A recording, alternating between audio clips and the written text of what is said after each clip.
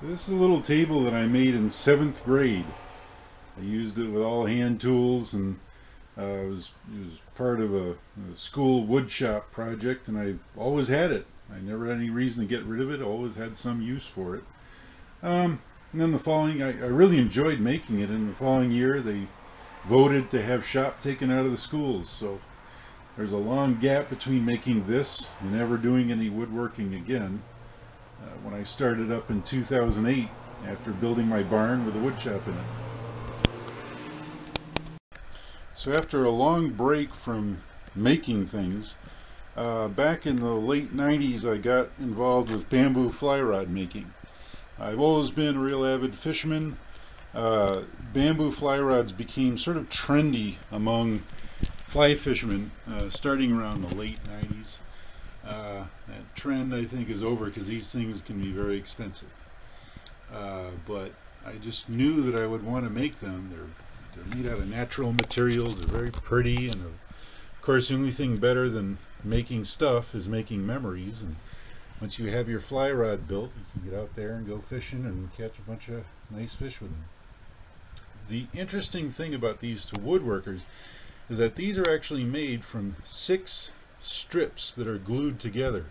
So right down to the skinny tips of these, that's 6 triangular shaped, triangular cross-sectioned pieces of bamboo that are glued up to form the rod. They're made to very tight tolerances, right down to the 1,000th of an inch, and you're just, even if you're not a fisherman, you have to appreciate what goes into these.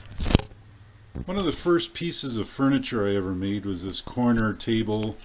It goes in between the couches, and I made it out of cherry and ash.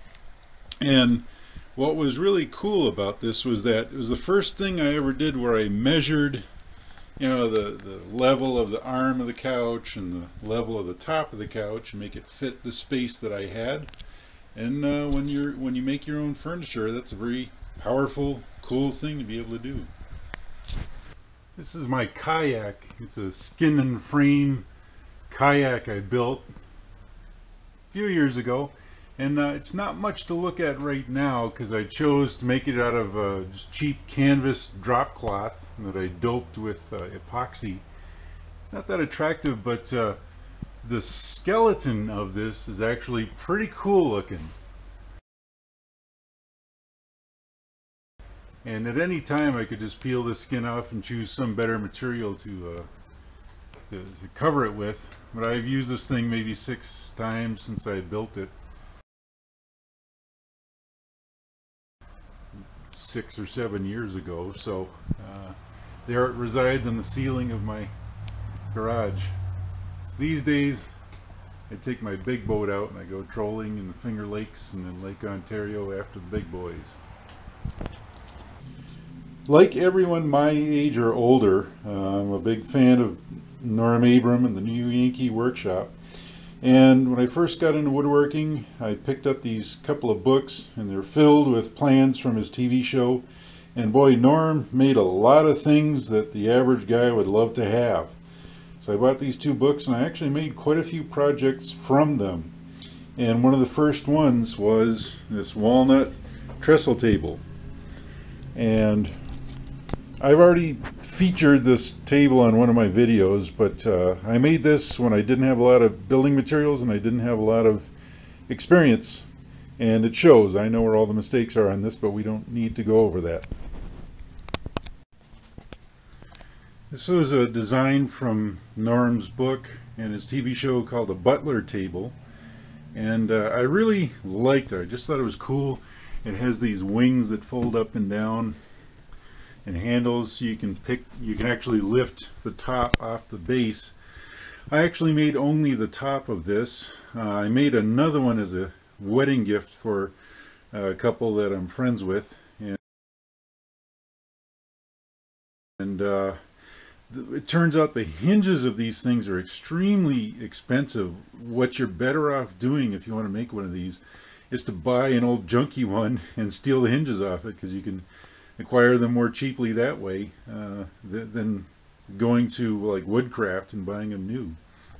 Just to give you numbers, this piece I bought for $40, and to go to Woodcraft and buy the 8 hinges would be $80.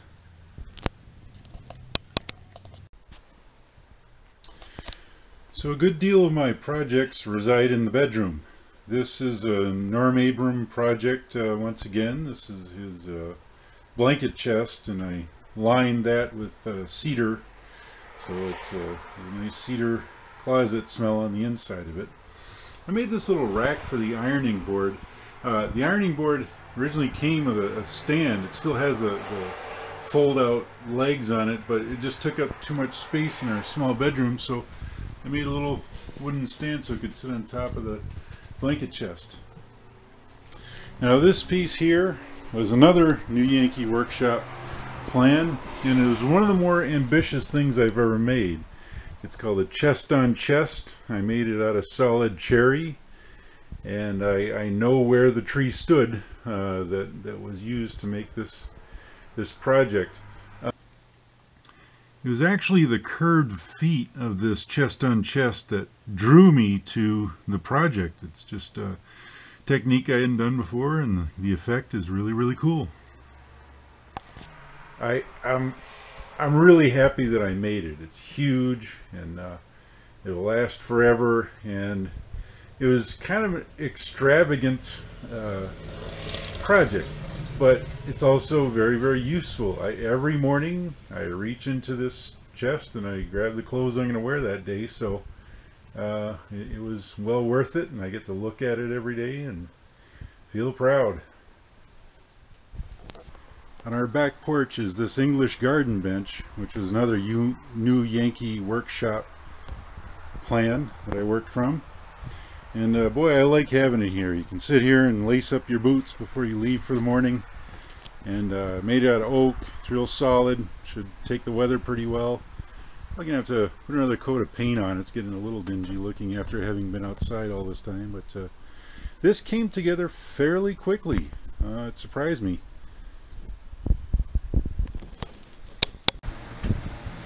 I haven't done a ton of designing of projects. A lot of the time I make things from plans or replicate something that I wanted. This is a dog food hutch, and it's an example of something an original design of mine. It has a hopper in the top. It holds a 40-pound bag of dog food, kibble. And boy, I made a box joint jig along this edge, and if you see, it goes against the grain instead of with the grain, so it's pure folly on my part because there's no strength. But it still was an interesting challenge because that's a 45-degree bend. I had to make a special jig for that.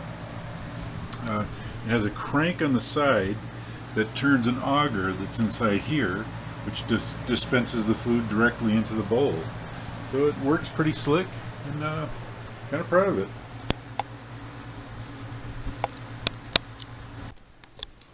When I bought this house, this entire wall was blank, and upon getting married I discovered that I needed a whole lot more storage space, so I put in this bank of cupboards. The interesting thing about this is that the trim of the doors is made from an ash tree that grew in the driveway, and the neighbors had it cut down, and they gave me the log, so all the ash frame came right from as local a source as you could get. The trim at the top here is larch. It's beautiful red wood. I like it a lot. The original counter that came with the house was this white tile. It was tough to clean. My wife really didn't like it, and I made a solid hard maple counter for it, and it's just much nicer than before. I didn't make the butcher block that's on wheels, but I did make this garbage receptacle. It's on rollerblade wheels. Rolls in and out very smoothly. You can sort the recycles from the garbage. It fits right under there. And some of you might recognize these shelves. These were made according to Matthias Wandel plans from his website. We put our spices there. First one that post a comment that says that they like Red Cat wine, they're entitled to this bottle, because boy, I don't know how anybody drinks that stuff.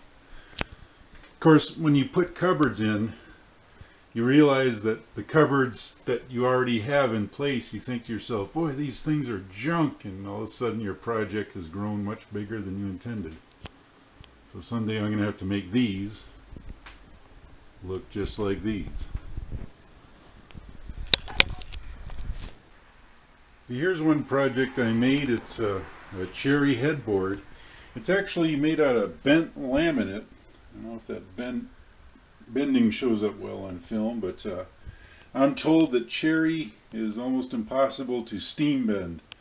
So I don't know, this came out pretty good. If I were to do something different, I would have made it a little bit taller so it would stand above the pillows, and you can see how much work was put into it.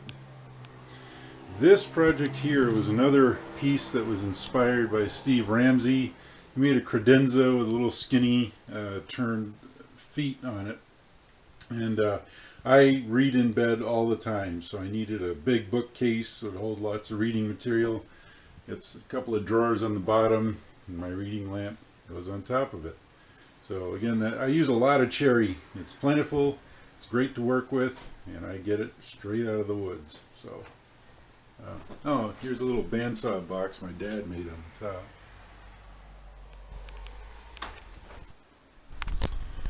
This design for a coat rack wasn't made from Steve Ramsey's plans, but it was inspired by a video Steve Ramsey made of a coat rack he made. It's got a couple drawers I dovetailed the sides on. It's made of cherry. I put maple trim around the drawers just to make them pop. And I turned the pegs for the coats to hang on. This is in our foyer, and kind of like it. I actually have a dedicated fishing room in the house. My wife and I like to joke that that was in the prenup, that I get to keep my fishing room. But it is a very small, cramped bedroom where I have all my stuff. To save space in here, I made out of ash this rack to hold all my fly rods in their tubes. The very first lathe project I ever attempted was making this porch rail that goes on my front porch. And I believe there's 32 identical spindles as part of the project.